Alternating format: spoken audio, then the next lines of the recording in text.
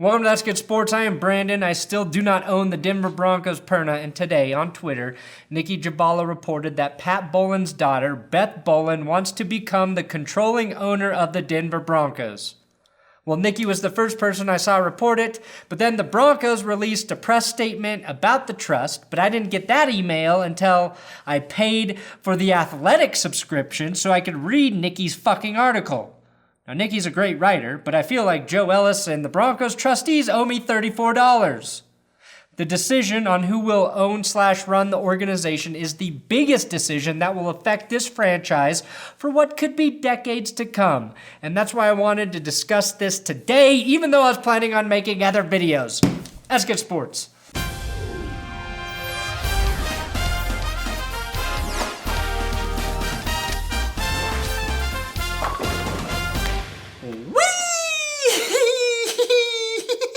Sometimes you gotta do something weird to pump yourself up for the video. I do have a big dick Patreon shout out for Alex Montaras and his $3 donation. Thank you very much, Alex. From now on, only $3 and above donations will get shout outs here on this channel. And if you want to support this YouTube channel, you can do it at patreon.com/that'sgoodbroncos. I do offer a podcast for my patrons only. Now, just to catch you up, in case you're out of the loop on the Broncos ownership situation, Pat Bowlen put the Broncos ownership into a trust in 2013 when he was diagnosed with Alzheimer's disease. This trust had been established well before 2013 and was done because Bowlen probably believed none of his children, his rightful heirs to the kingdom, were ready to run the team. Bowlen has 7 kids, so they're basically like a bunch of Starks running around. Robb Stark, Jon Snow, Sansa, Arya, Bran, Rickon, and to make 7, throw fucking Theon in there as well. Now, I'm not sure who Beth Bowlen is in this situation, but we better fucking hope she's Arya. Or Jon Snow, I guess. Now, Pat appointed team president Joe Ellis and 2 people you've never fucking heard of, Rich Slivka and Mary Kelly, as the 3 trustees who get to decide who the next owner is. Pat's desire was to have all 7 of his children receive an equal stake in the team, with one child emerging as the face of the team, aka King of the Rockies. However, the trustees do have the right to sell the team, and there's no timeline for them to make a decision on which Bowlen child gets the team unless the NFL pressures them to do so. And in order to get the team, a Bowlen child must meet certain requirements to become an owner. And most notably, one of those requirements is to be okay with every shitty decision Roger Goodell will continue to make as commissioner. The 3 current trustees have all the power, and when people get power, they hate to give it up. In addition to the Bowlen children having to meet strict criteria to become the owner, the trust reserves the right to refuse them even if they do everything they are supposed to do. It's basically how college works in this country. Go to school for 4 years, get your degree, and sorry, you're not getting a job because fuck you, you stupid millennial. Now, Beth Bowlen has asked to become the controlling owner of the team and wants to start the process to make that happen.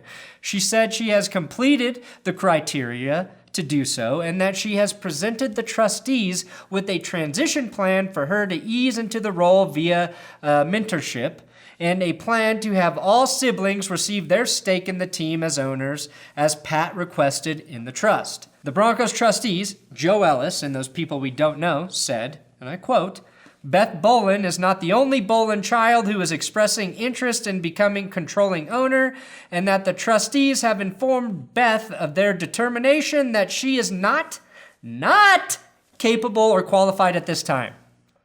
Which seems a bit harsh. Sorry, Beth, you ain't getting the fucking team. It's basically what they said.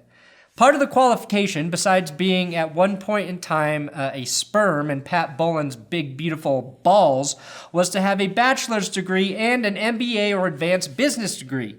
Beth went out and earned a law degree, but somehow won't be considered at this time, which either means the trustees know more about her than we do, and they really have the future of the team's best interest at heart, or they have no intention in giving up their power.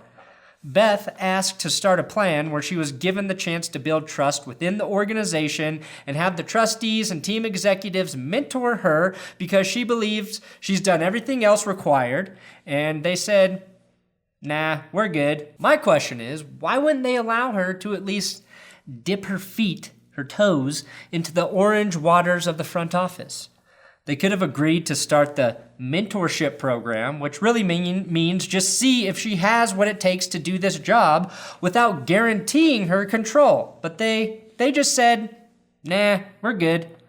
Now, to be fair to the trustees, because personally I think Joe Ellis has done a great job as the ipso facto owner since 2013, they claim Beth hasn't met all of the criteria, and they do not have to mentor her, and that she has declined their invitations to discuss her qualifications over the last 2 years. If that's true, I can see where they are coming from, and as a fan of the team, as a man whose identity lives and dies with the team's success, I don't want this decision botched.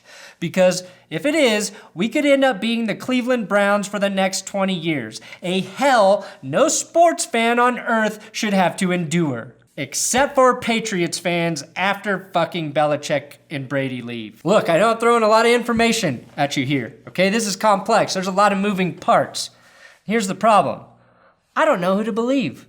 Personally, I don't trust anyone who makes a shit ton of money and wields a big power dick on a daily basis. Most people get to the top by becoming charismatic scumbags. At least that's what the show Billions has taught me. On the surface, to me, it appears that Beth has done the right things to earn a chance to become controlling owner, and I think she should be given one. Then I learned her bachelor's degree was in sociology, and there is the issue. Sure, she has a law degree now, but do you think the NFL wants anyone running a team who has shown an interest in the development, structure, and functioning of human society? Someone who spent 4 years studying and analyzing social problems? Fuck no, they don't. If they make Beth Bowlen the owner, the first thing she's gonna do with her sociology major is hire Colin Kaepernick. Joe Ellis knows that, Roger Goodell knows that, and the NFL owners don't want that. It's exactly why the Carolina Panthers were awarded to a white, bald billionaire hedge fund owner who literally keeps veiny brass balls on his desk. Basically another Ramsey Bolton in the NFL. Okay, maybe that's not the only reason they are denying Beth an opportunity at this time, but I bet it has some weight. Another reason, though, may be that they have their eye on another Bowlen child. Specifically, daughter Brittany Bowlen, who at age 28 also has her MBA, worked within the NFL and for the Broncos, and now has some job none of us will ever understand at a giant consulting firm. They may be waiting for her to get her 5 years work experience to consider her for the position. Or they could be waiting for Elway's contract to end and then sell the fucking team. And unless the Mannings buy it, I will be very worried about that scenario. The problem is, we really don't know what the trust is thinking. Beth Bowlen may not be the best candidate to run the team. Brittany Bowlen may demonstrate characteristics they like to become a cutthroat business owner who keeps bronzed horse testicles on her UC Health desk. But again, we don't know. And you also have to consider that 5 of Pat Bowlen's children were with his current wife, Annabelle.